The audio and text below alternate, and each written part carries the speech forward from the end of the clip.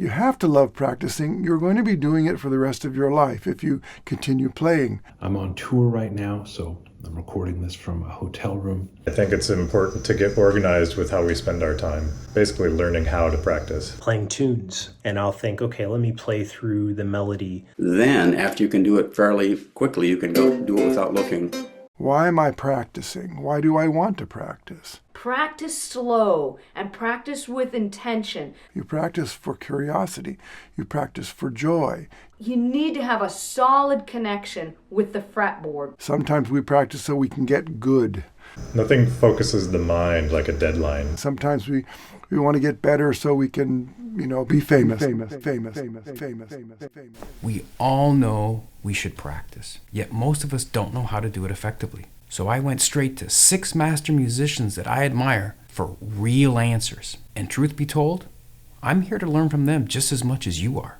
This is Cecil Alexander. Thanks so much to Smale for having me be a part of this video. I just wanted to talk a little bit about minimizing the actual number of things that you're tackling in one practice session. For me, my practice time typically consists of just playing tunes, because I feel like in the framework of a tune, I am able to tackle a lot of different concepts that I want to get into my playing, or work on my time feel, or work on my phrasing, my articulation, my comping. Having the framework of the tune. Maybe you're working on Isfahan, maybe to establish rhythm as the priority. Just sing the rhythm. 1, 2, da ga ga ga da, bo ba da da ga da, ba ba da da da. And after you've done that for a while, really establish the rhythm of that song, then add the notes, add the melody. Once you feel like you have a good relationship with the melody and the rhythm, learn the chord changes. It just kind of helps me compartmentalize all the things that I want to get together in my playing. So a good example would be a tune like Stella by Starlight. It's something that I spent a long time working on. I might just, sit with the tune unaccompanied, no backing track, no metronome, and I'll think, okay, let me play through the melody and think of like filling out the melody in different ways with maybe some chord voicing. So.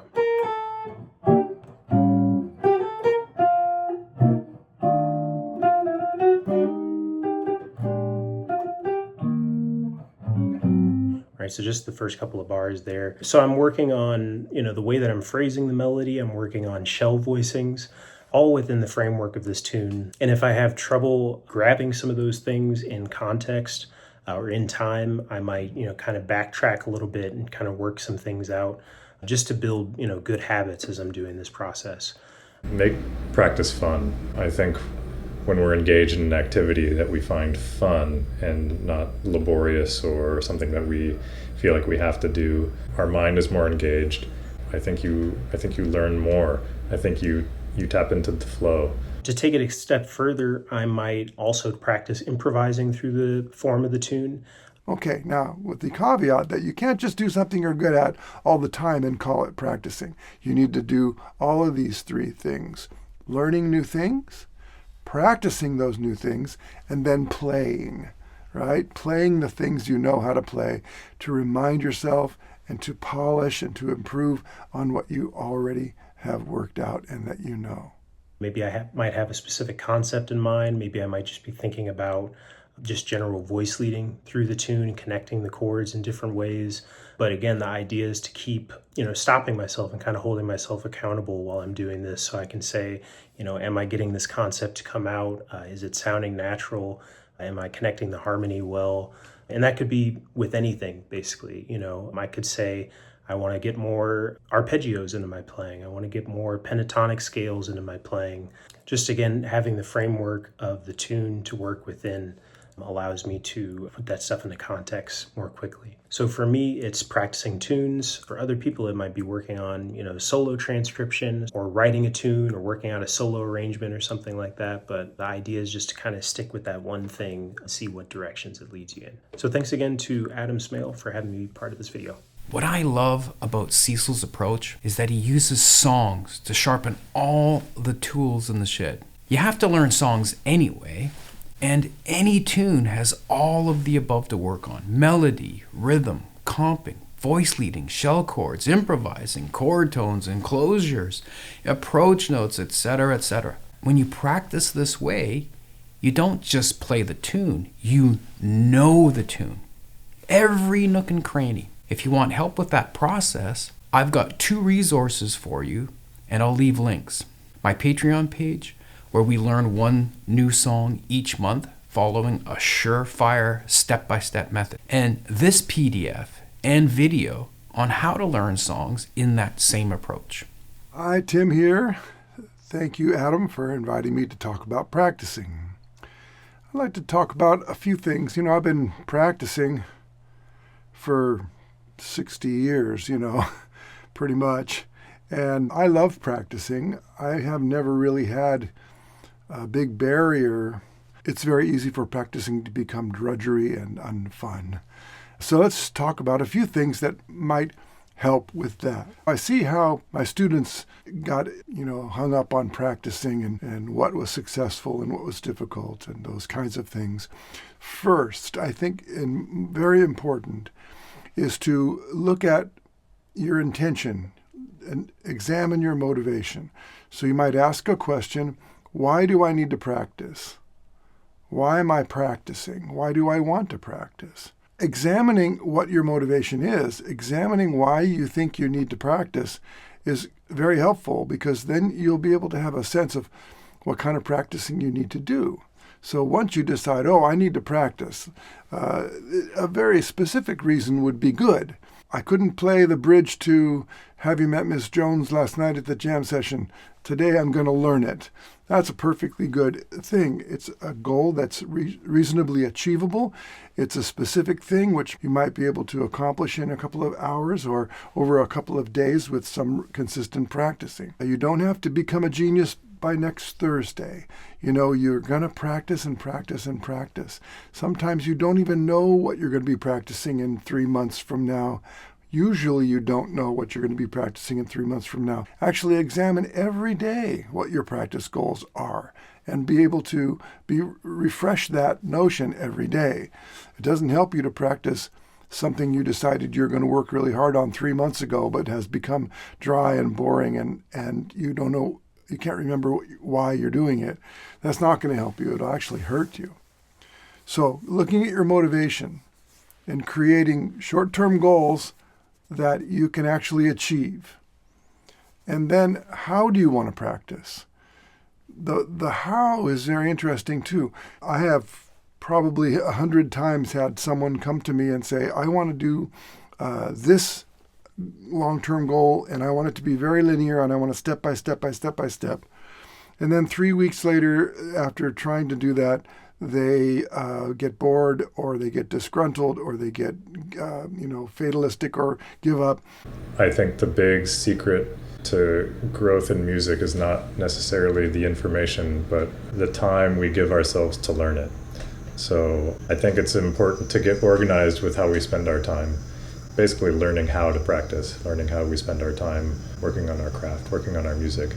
It turns out that we don't learn and we don't grow and we don't live our lives step by step by step in a very linear way.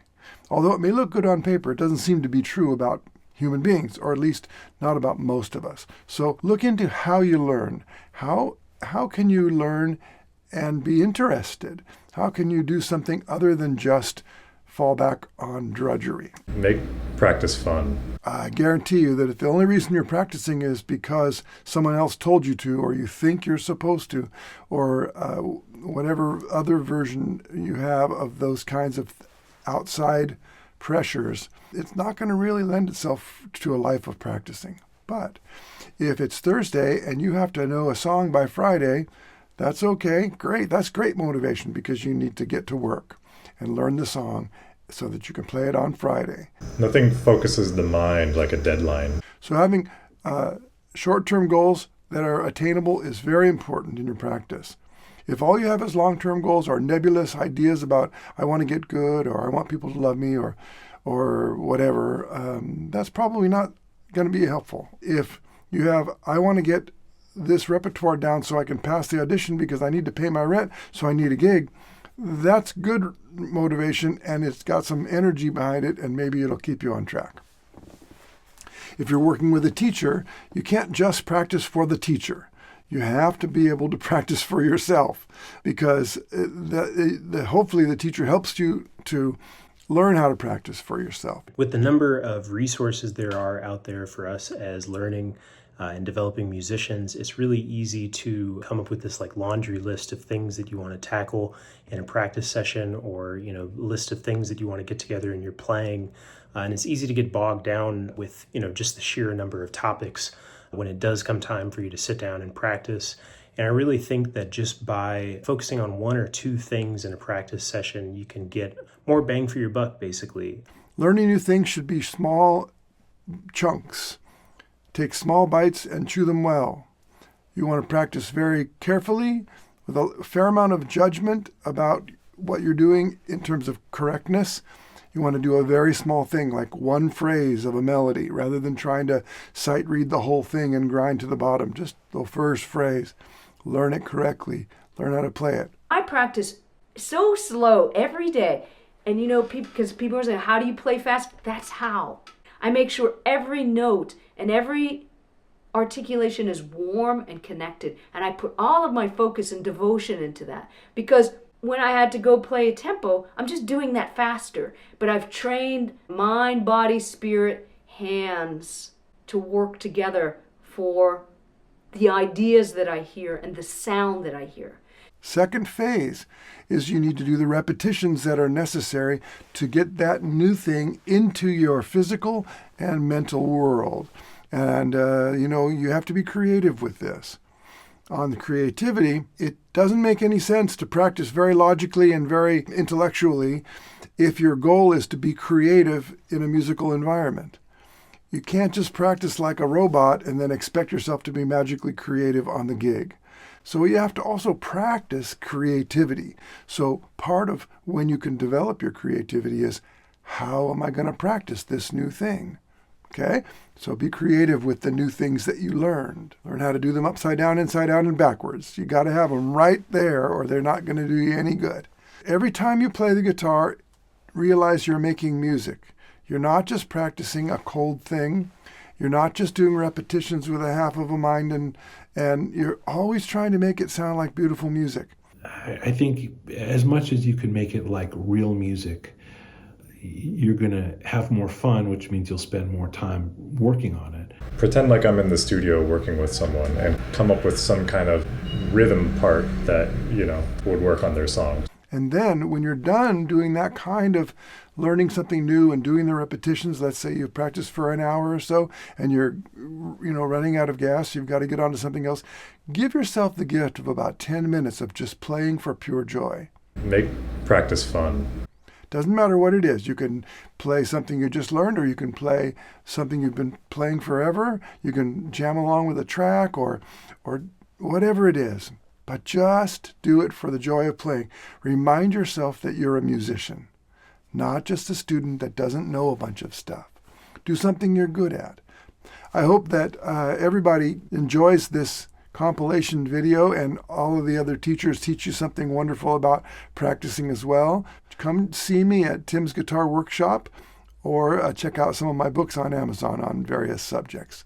All right. Thank you, Adam. Take care. I'm really glad Tim could be a part of this. There's a lot of sage advice here. Wouldn't you agree? And between all 6 experts I invited, we're talking hundreds of years of collective wisdom and value being shared here. You'll notice I've woven clips from each guest throughout. I wanted this to feel less like 6 lectures and more like a roundtable conversation. Let me know in the comments if you like this format and if you want more videos like this. Adam Levy here. I want to talk about practicing comping. That's something that several of my students are working on these days. When you're practicing comping, of course, you could do it just with a metronome and kind of keep the rhythm section in your head while you're playing along in steady time to the metronome. That's a little bit dry, so a lot of students, and me too, like to play along with something more interesting. But then if you go to like iReal Pro or even Band in a Box, what I like to do... Turn the drums off and just play with the piano and the bass, or maybe just play with the bass. Also try playing standards with just a drum machine, or try playing tunes just with the metronome. Create different ways that you can play the same material but in different environments. Find actual jazz records that don't have a chord instrument and play along with those. There's more than you might think. So the first record I want to recommend is by saxophonist John Coltrane, and it's called Lush Life. I'm not sure why this is the case, but on the first 3 songs on this record, there's no piano. It's just sax, bass, and drums. Playing standards are tunes that would probably be familiar to you if you're studying jazz. This is a great record to play along with. When are you going to get to play with John Coltrane, right? Another one that I really like a lot is by Max Roach. That's the Max Roach 4 plays Charlie Parker. This one's a little more challenging because these are bebop tunes and the tempos are brighter. But if you're working on bebop tunes, this is the perfect record to work on your comping with. Great soloists, Kenny Dorham on trumpet and Hank Mobley on tenor. So you're getting to comp behind two of the greatest improvisers, in this style. Another one, also, similar era, is by Chet Baker and Jerry Mulligan. It's called Reunion. This is a really neat one because, Chet Baker on trumpet, Jerry Mulligan on baritone sax. You can comp behind either of them or both of them when they're soloing. Also, it's neat to hear how they comp for each other, but melodically. Like when the baritone sax is soloing, sometimes Chet Baker will play a counter line on the trumpet to kind of imply chords, and vice versa. When Chet Baker solos, Jerry Mulligan plays counter lines sometimes. And that's something that we can do on the guitar. Comping, it just means accompanying somebody. It doesn't always mean big 3-4 part chords or 5-part chords. You can just play a melody behind somebody. So that's a good record just to listen to how that can be done really artfully. Another record I like is by a saxophonist named Steve Lacy. It's called Evidence, and it features Thelonious Monk compositions.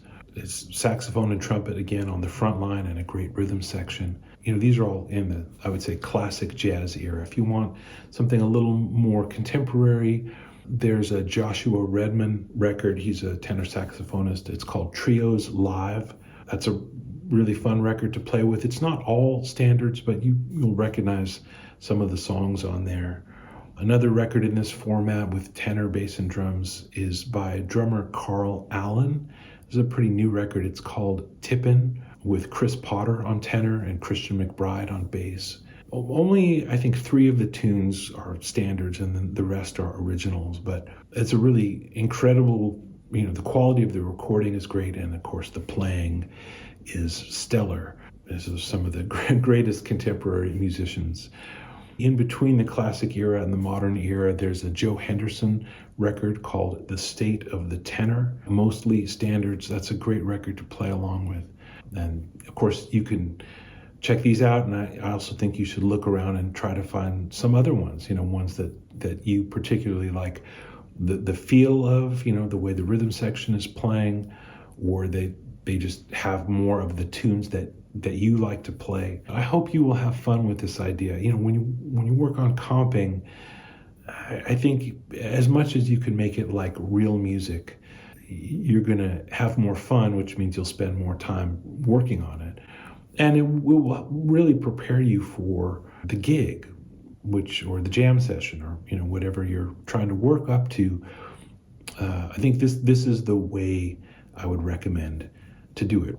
There you go. Adam Smale, thanks for asking me to be part of this, and good luck with all of your practicing, everybody. That was the other Adam.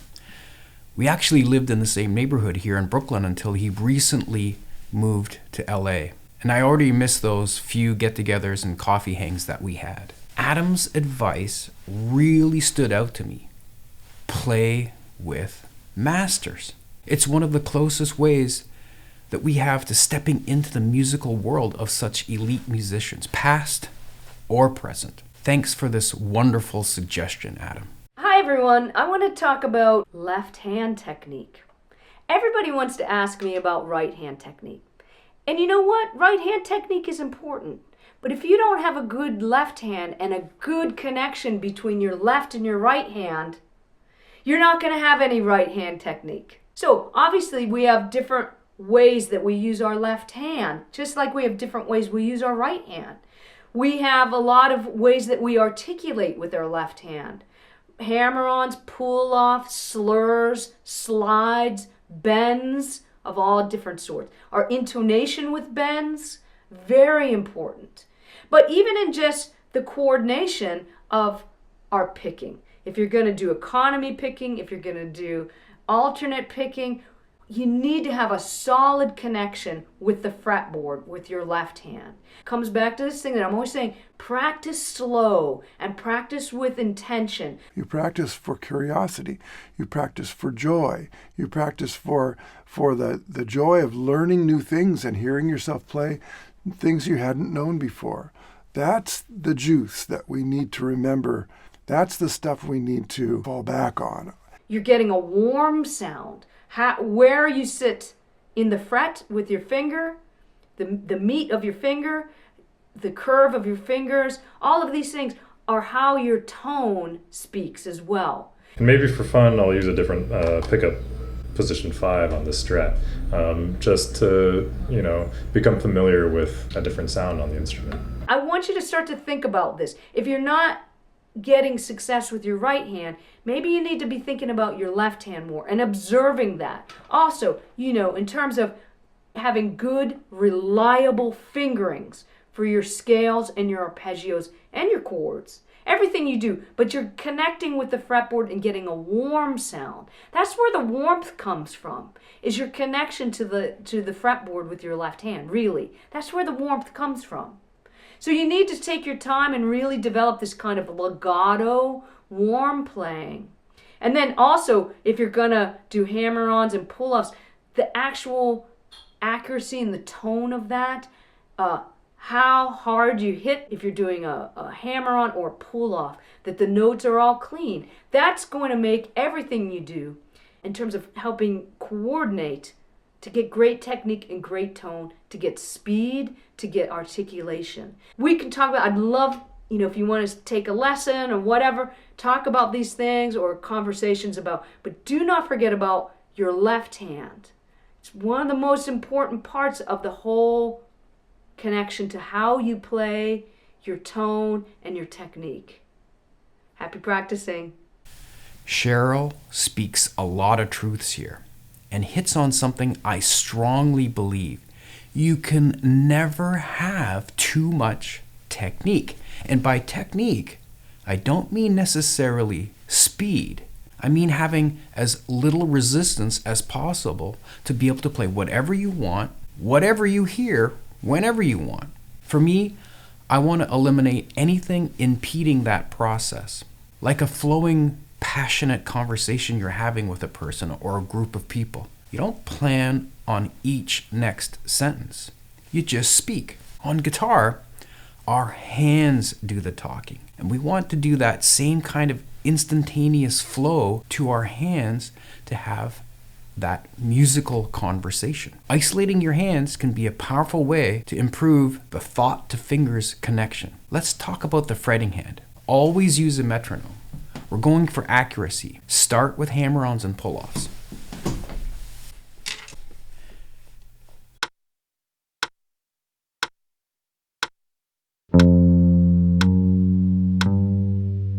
Get your fretting hand fingers to come down confidently in time with the hammer-ons.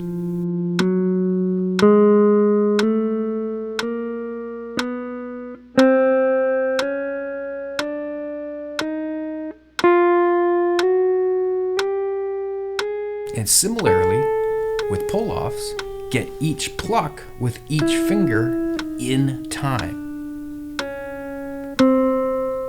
You have to be almost militant about this.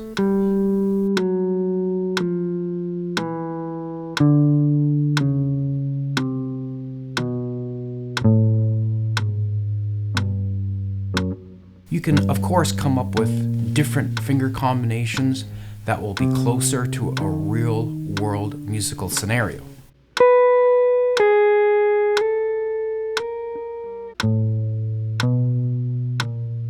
You don't want to teach yourself only one way of doing anything, right? And if you feel your picking hand timing isn't where you would like it to be, come up with drills that isolate that hand.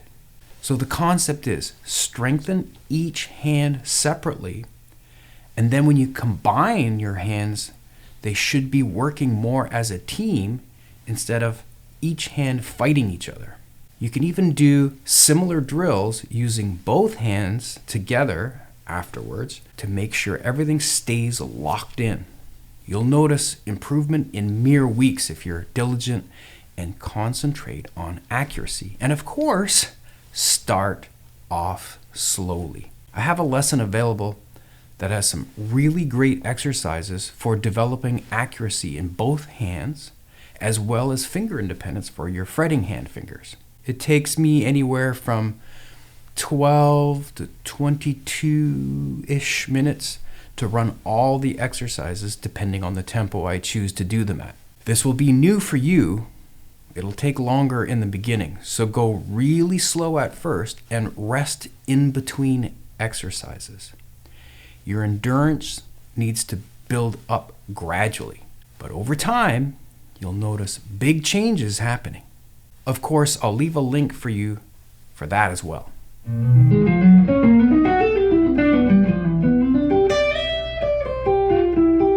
Wanted to share some thoughts on practicing today. Not so much on what to practice, but how to practice. 5 ideas on how to organize your practice time. The first tip is practice with a timer. However much time you have between now and then, you're going to get it done by that time, And I think it's the same with practicing. Give yourself some kind of arbitrary deadline because it focuses the mind. And our brains aren't supposed to focus on any one thing for an extended amount of time. I feel like the longest that I can sustain real concentrated effort and focus is about 20 minutes. So at the beginning of each practice session, I'll set a timer and watch the time go down.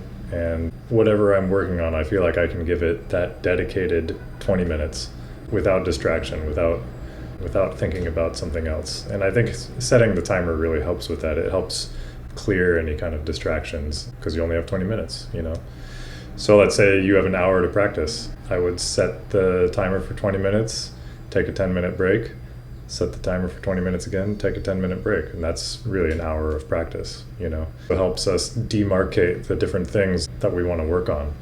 It provides a clear structure for dedicated time to work on maybe just rhythm or dedicated time to maybe work on chord changes for something. My second tip to how to practice is to establish your priorities. What do I mean by that? For whatever kind of music you're making, I think it's important to establish the priorities of that music. For me, for my music and the music that I like to play, I feel like I have a hierarchy of musical elements that I need to focus on. First being rhythm at the top of the hierarchy, the second being melody, and the third being harmony. I think rhythm is foundational to the feel and the groove. Whatever I'm working on, whatever I'm practicing, I always want to establish rhythm as the most important element of whatever that is. Melody is great, but melody has no function without rhythm. A series of notes is just a series of notes. What makes it a melody is the distance between those notes, the space between those notes, and we establish that by rhythm. Third on my priorities is harmony, and that's not to say that harmony isn't important. It's just that for me, I think that harmony is sort of the youngest fundamental of music, that it's evolved throughout music history. In the Middle Ages, it was fourths and fifths, and then, polyphony late in the Renaissance, and then, kind of harmony as we understand it now from the Baroque period. And now harmony is can be anything. So for me, harmony being totally subjective and in some ways ambiguous, I think that's why I place it at the bottom of my hierarchies. You must take a look at how you learn. Everybody is responsible for that. I have some ideas that I think work, And I also have some notions about things that don't work. For instance, what I think works is learning about yourself and about your temperament and about your ability to remember and stick to a task and all those kinds of things. And then tailor your practice so that you're going to be working with yourself rather than fighting against yourself. So I want to share an exercise that I do that sort of demonstrates these priorities and how I sort of structure what I'm working on under this hierarchy. So let's say you want to work on triads. Let's just say like C major triads through the major scale. So something like this.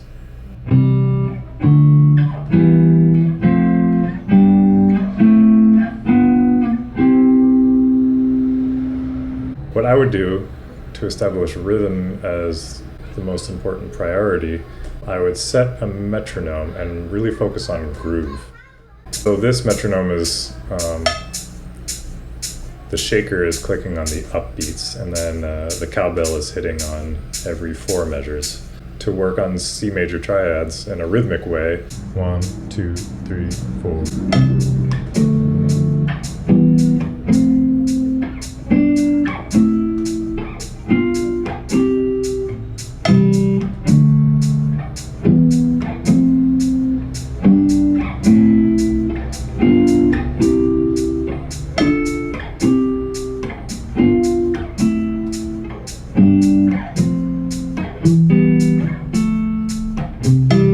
So really focusing on that rhythm and focusing on the groove and how it's relating to the time.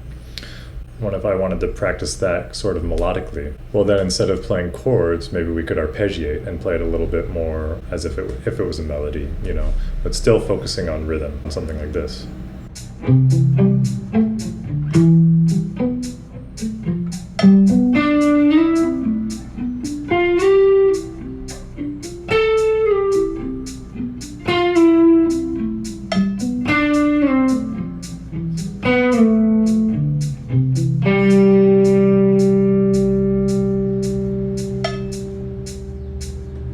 How do we embellish this exercise to work on harmony in sort of a broader fashion? Let's do the same thing with all of the inversions. So let's do the same thing in first inversion. So I'm going to put the third on the bottom, right?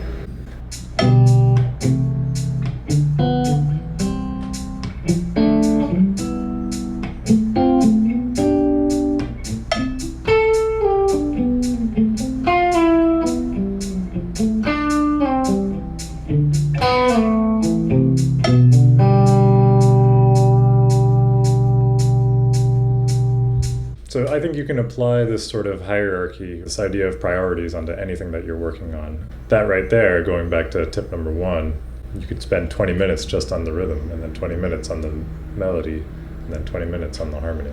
Tip number 3 is one way that I make practicing fun for me is to always change up the materials that I'm practicing with. So, for example, sometimes I'll practice with a metronome, like I was demonstrating earlier. I like this one. It's called Metronomics. Sometimes it's also fun to practice with a drum machine. I have this one called Drum Genius. Yeah, I'm going to turn this on and maybe do a little bit of the same exercise that I was doing on tip number 2.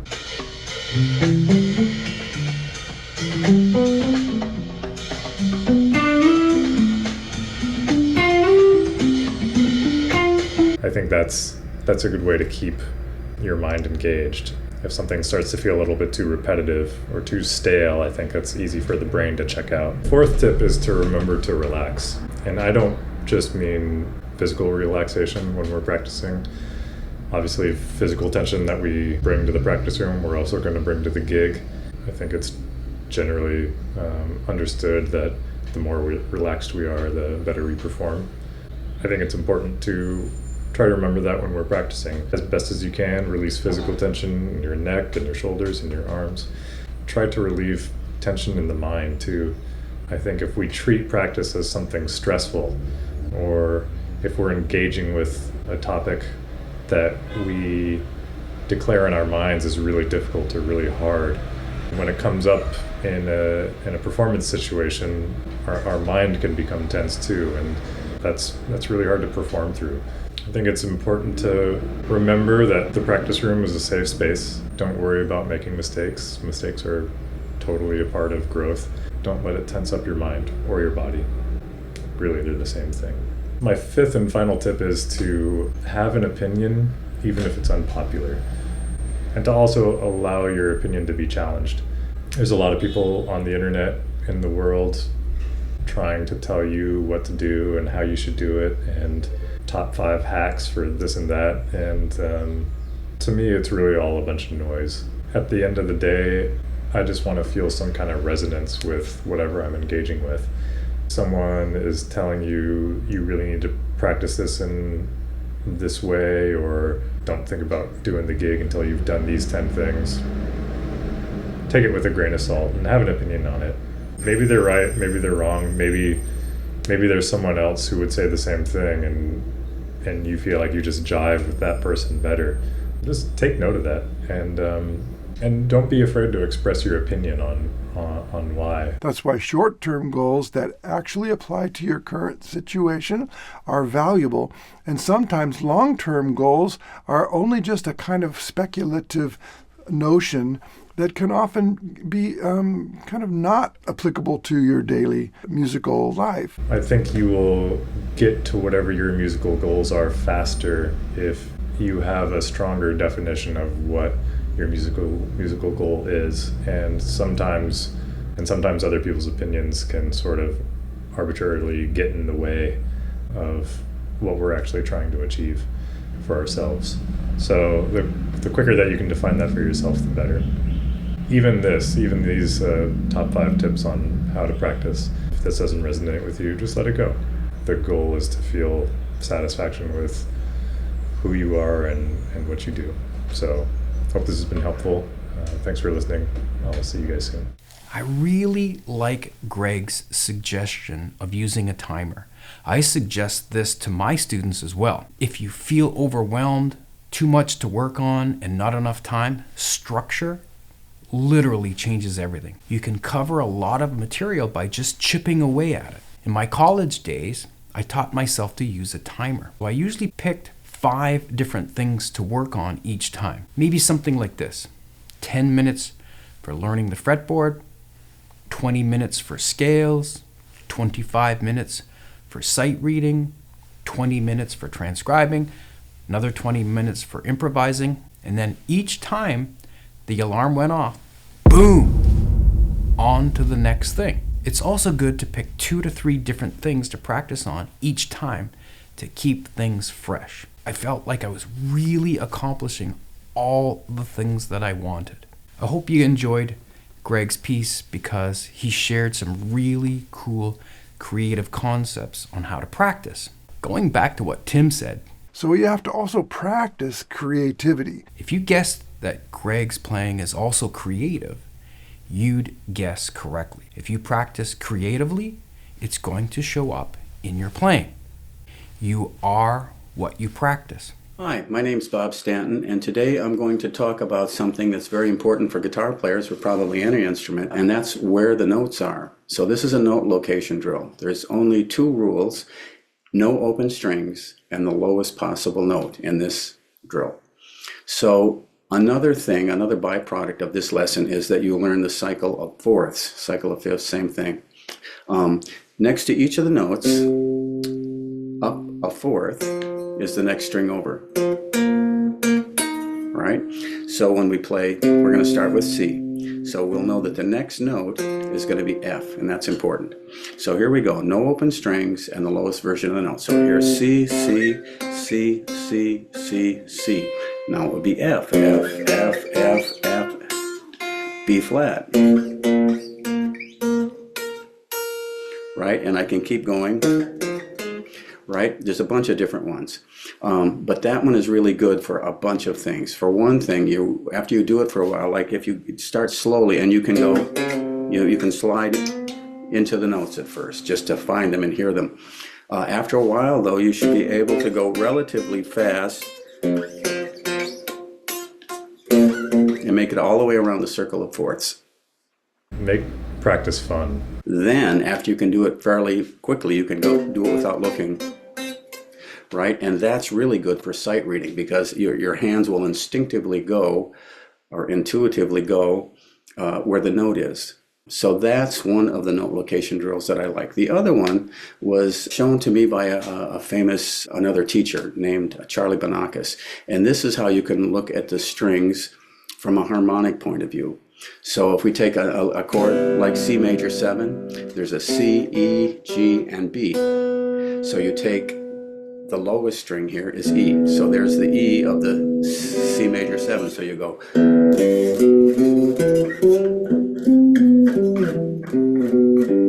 And you go to the next string.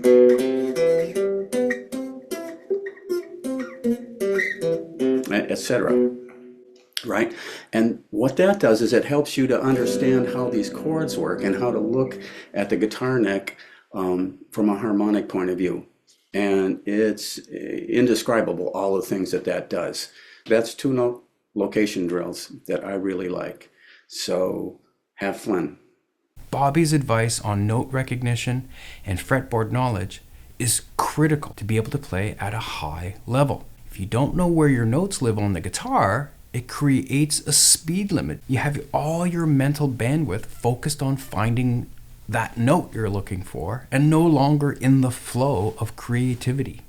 I've linked a video on this along with a free 10-day fretboard mini course where you're sent 1 lesson per day. 10 lessons for 10 days. No spam, just the lessons. And his second demonstration, 4-part chords across all the strings, is exactly what I teach in my chord tone mastery course. It's conservatory training for pennies compared to tuition costs that you'd have to pay a big name school. Head to jazzmasteryacademy.com and sign up. The link to the course is below, along with a discount code for watching this video. Make practice fun. Between you and me, you may want to watch this a few more times.